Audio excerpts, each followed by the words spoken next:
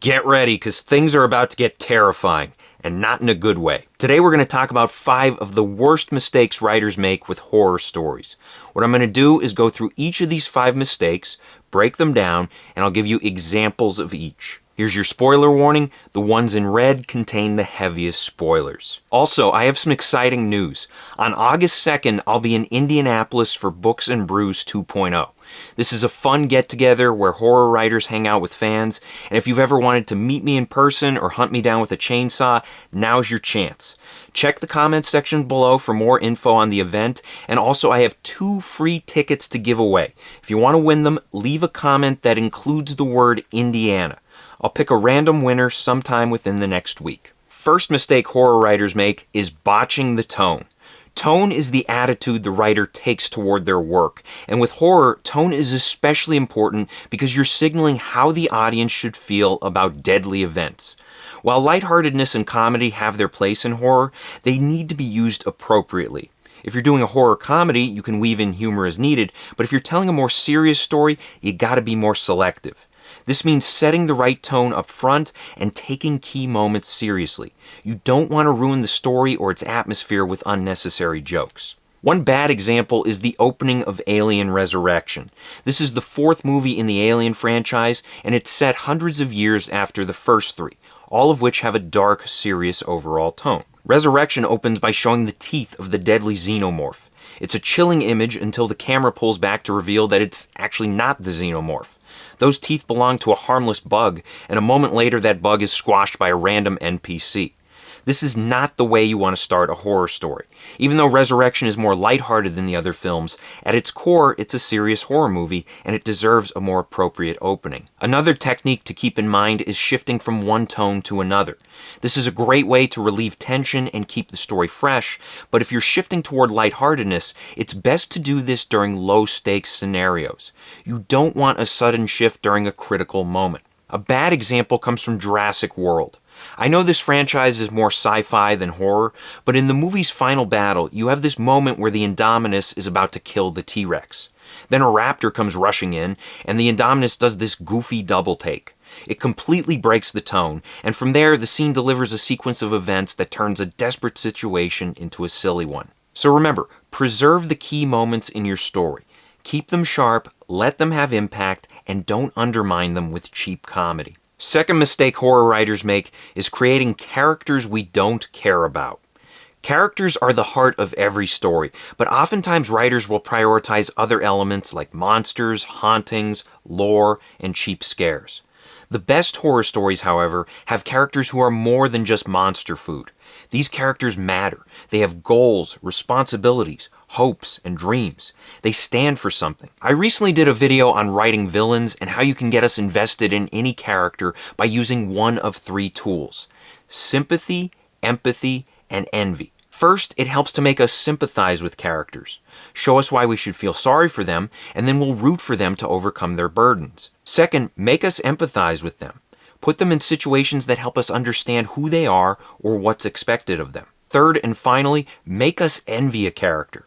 Show how the character is charismatic, competent, skilled, or stylish. Unfortunately, many horror stories fail hard when it comes to getting us invested in characters.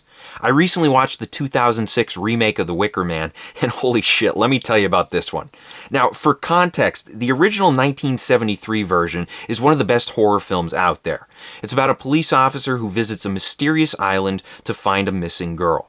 While searching the island, he encounters strange inhabitants who participate in even stranger rituals, and as he investigates further, he uncovers something much darker. In 2006, they remade The Wicker Man with Nicolas Cage as the cop, and he's the least convincing cop you'll ever see. He sucks at investigating, he can't complete a line of questioning to save his life, and he talks like he just learned English an hour ago. I'm a policeman. What's in the bag?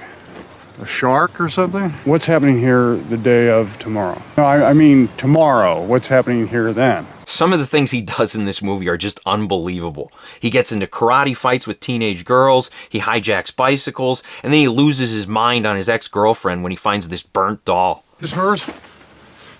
Tell me! Yes, I think it's, yeah. How'd it get burned? How'd it get burned? How'd it get burned? How'd it get burned? I don't know! How'd it get burned?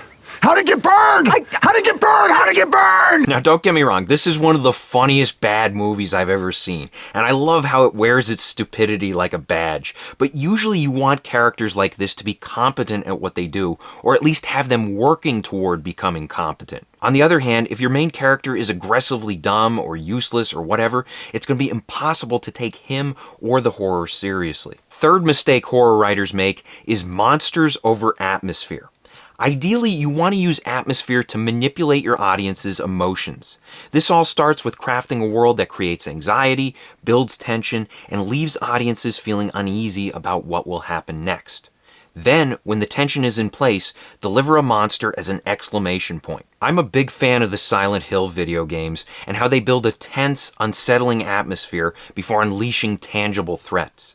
In fact, some of the scariest parts of these games are when you're alone listening to radio static and there's no monster, just the possibility of one being nearby. I wish I felt the same about the first Silent Hill movie, but I found myself bored because of how it integrates its monsters.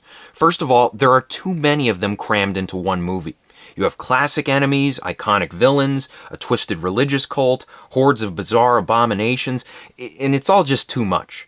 What's worse is that the threats keep appearing without proper build-up. We need time to experience suspense and unease, but the movie is so afraid of being boring that it overcorrects and ends up smothering itself. Here's something to remember. In order for a story to be scary, put the atmosphere before the monster. Hint at the threat before you show it. That way we can fear what's coming. If you simply throw a monster at me, sure, it'll surprise me, but only for a second. On the other hand, if there's a noise and you make me wonder what the source of that noise is, you're building tension and setting up for a powerful moment. Fourth mistake horror writers make is selectively dangerous threats. I've covered this topic on the channel several times before, and I'm going to keep covering it until it dies the horrible death it deserves. When we're talking about something that's selectively dangerous, we're talking about a monster that's introduced as deadly and unstoppable, but whenever it encounters an important character, all of a sudden the creature becomes weak, stupid, or just poorly written. This is always a plot armor issue, and it appears in tons of horror stories. Pennywise the Clown always comes to mind for me because when we're introduced to him, he bites a kid's arm off and kills him. But then, for the rest of the first movie, he pulls his punches, and then in part 2, he only kills minor characters until the final battle. Now, to be fair, Pennywise is a creature who feeds off people's fear. I can understand his motivation to scare people rather than murder them, but when he repeatedly lets the heroes off the hook, it becomes hard to take the events seriously, and harder still to share the character's fear. The raptors in the Jurassic Park movies are also guilty of this. They're master assassins one minute, but when an important character appears on screen, they become overthinkers and they allow the heroes to escape or perform gymnastics or whatever the plot requires. Now, the solution here is to create situations where monsters can be threatening, while heroes are able to find clever and believable ways to survive. When the situation turns dire, give your characters something that they can use to their advantage, something that can enable them to fight back. Finally, the fifth mistake horror writers make is explanation over imagination. The most powerful weapon in a horror writer's arsenal is the unknown. What we don't know about the world, the situation, the villains, all this uncertainty can cause audiences to experience anxiety and imagine unspeakable terrors. Now, of course, the complete unknown is boring. You have to give the audience something. You have to drop specific details that clue them in, and the trick is to limit those details. Explain just enough to establish the threat while not overdoing it. A story always gets more mileage out of questions rather than answers, so don't explain everything, even at the end. Embrace the unknown in the story's final moments, because the unknown can create fear even after the main conflict has been resolved. And if fear sticks with the audience, so will the story. A bad example of this is the movie The Happening. I know it's more of a sci-fi thriller, but there are plenty of horror elements present. The story's main threat is a mysterious plague that causes people to kill themselves.